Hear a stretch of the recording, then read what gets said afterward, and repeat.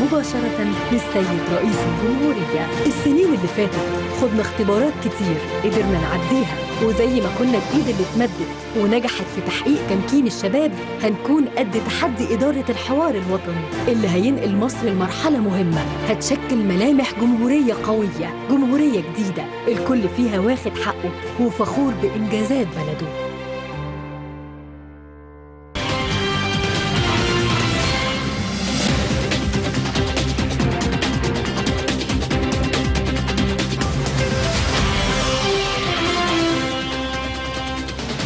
En fait, le journaliste Akram Al-Qassas, le rédacteur en chef de journal 7e jour, ou le 7e jour, le Youm Seba, a souligné que le dialogue national progresse à un rythme très sérieux dès le premier instant où le président Abdel Fattah al-Sisi a lancé son initiative pour le dialogue national. Notons que le dialogue avait parcouru de longues distances au-delà des attentes de nombreuses personnes. Ajoutons même, dès le premier instant, l'État s'appuie sur ces questions d'une manière qui renforce la confiance envers l'État égyptien, participe ou faire participer les gens, les différentes parties, à la mise en place des politiques. Selon le rédacteur en chef de ce journal égyptien, l'État égyptien a traversé des circonstances très difficiles. De nombreux détails avaient été vus par tout le monde, tels que les défis de terrorisme, les conditions économiques. Notons que le dialogue était intervenu après une réforme économique douloureuse, mais cette réforme a réussi et grâce à elle, l'Égypte a préservé et à persévérer face à la pandémie de coronavirus et aux défis majeurs. Donc de retour à cette intervention téléphonique de la part de Dr Assam Abdel Fattah, notre analyste politique.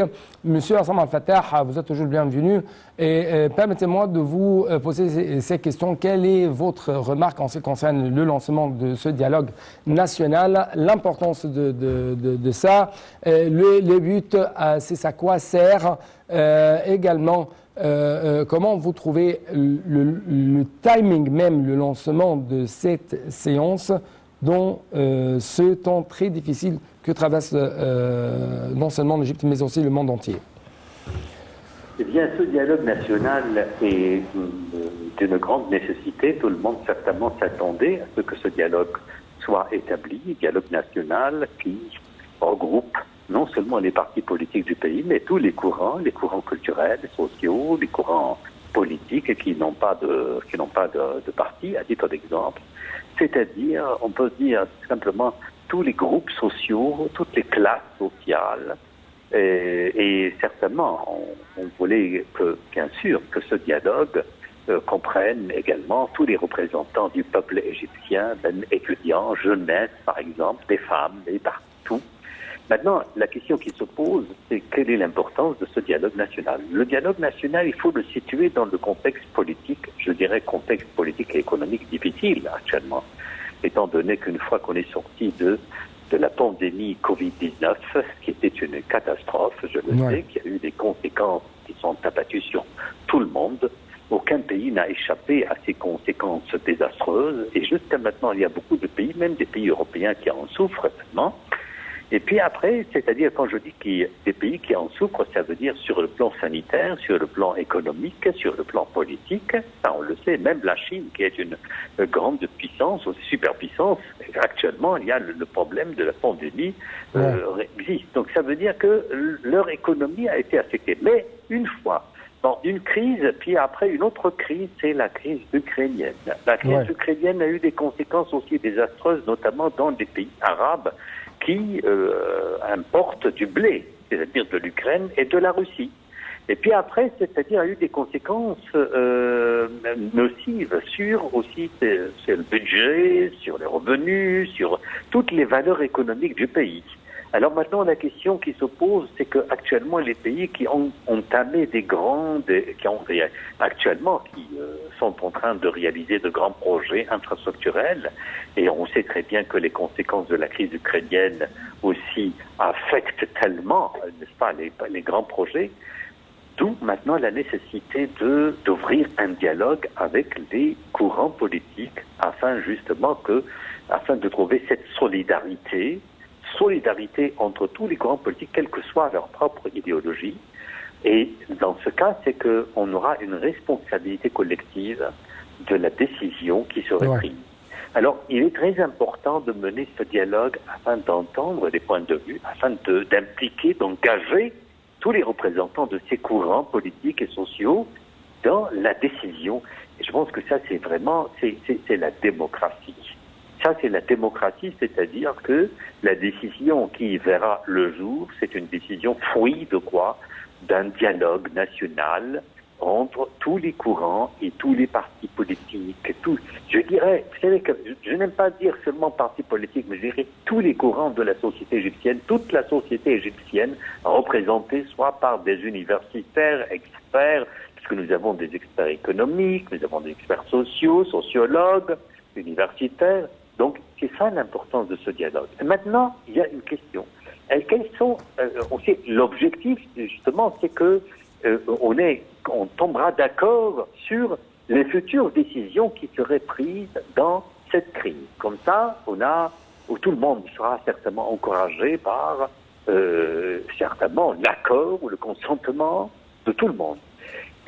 Deuxième chose qui est très importante aussi que ce que soulève le dialogue national, est-ce que ce dialogue national pourrait certainement aboutir à des conséquences, d'autres conséquences par exemple fructueuses pour la société égyptienne? Absolument, parce que nous avons, ça c'est vraiment de la démocratie, c'est le fond de la démocratie, c'est toujours de mener un dialogue avec tous les représentants de la société.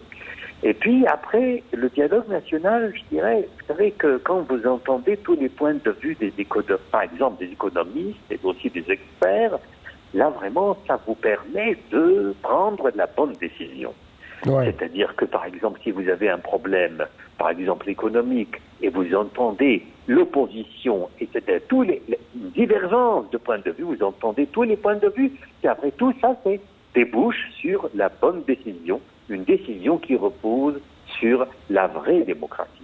Ouais. Et ça, c'est à mon avis l'importance capitale de ce dialogue. Ouais. Est-ce que vous trouvez que ce dialogue national représente le retour de l'esprit du 30 juin de 2013, c'est-à-dire cette révolution populaire, coalition qui était le lancement de cette révolution? Aujourd'hui, c'est l'utilisation de cet esprit une autre fois.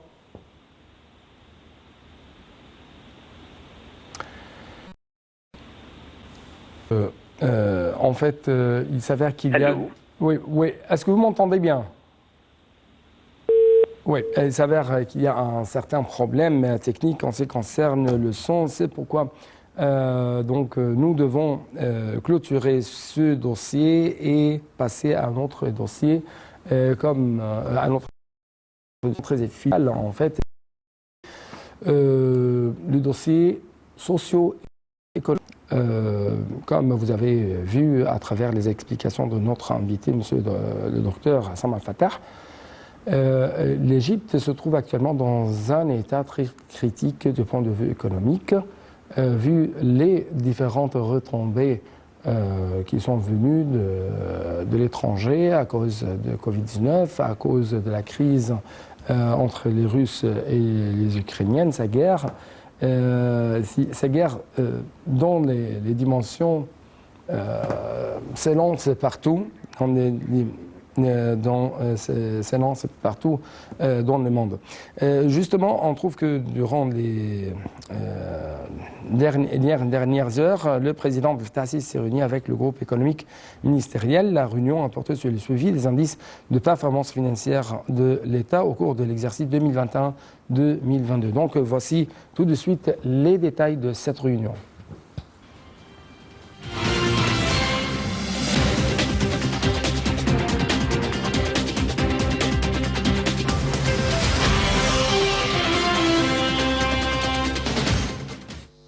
Le président Abdel Fattah el-Sisi s'est réuni lundi avec le groupe économique ministériel en présence du Premier ministre Mostafa Madbouli, du gouverneur de la Banque centrale Tariq Amir, des ministres de la Planification et du Développement économique Hala Saïd, de la coopération internationale Rania El-Moshot, des Finances Mohamed Maït, du secteur public des affaires Hicham Tawfiq, du commerce et de l'industrie Nevin Gama et du chef du service de renseignement Abbas Kamel.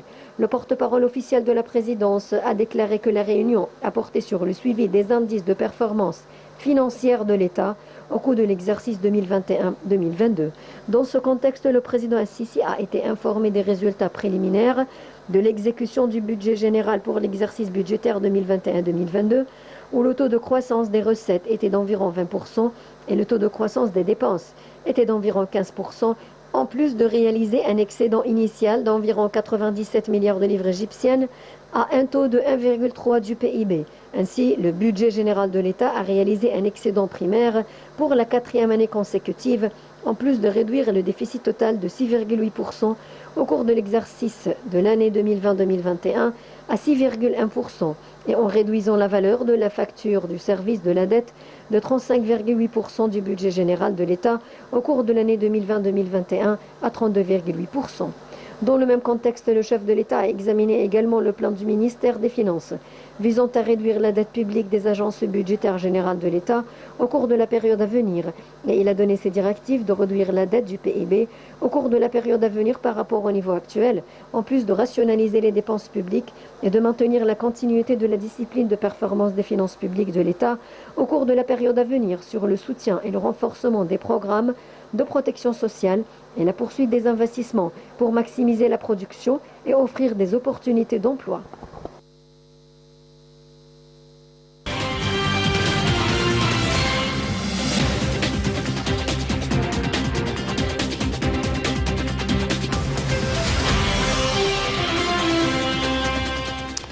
En fait, l'un des accomplissements qui a été réalisé par le peuple égyptien sous la direction du président égyptien Fattah Sisi durant les dernières années, c'était le creusement du nouveau canal de Suez. Aujourd'hui, on parle des records qui ont été accomplis, qui ont été réalisés par le canal de Suez. 7 milliards de dollars au cours de l'exercice financier 2021-2022. Un record de ne jamais vu tout au long de l'histoire de ce canal très important qui représente un poids lourd dans le commerce international. C'est ce qu'on va savoir à travers le prochain reportage.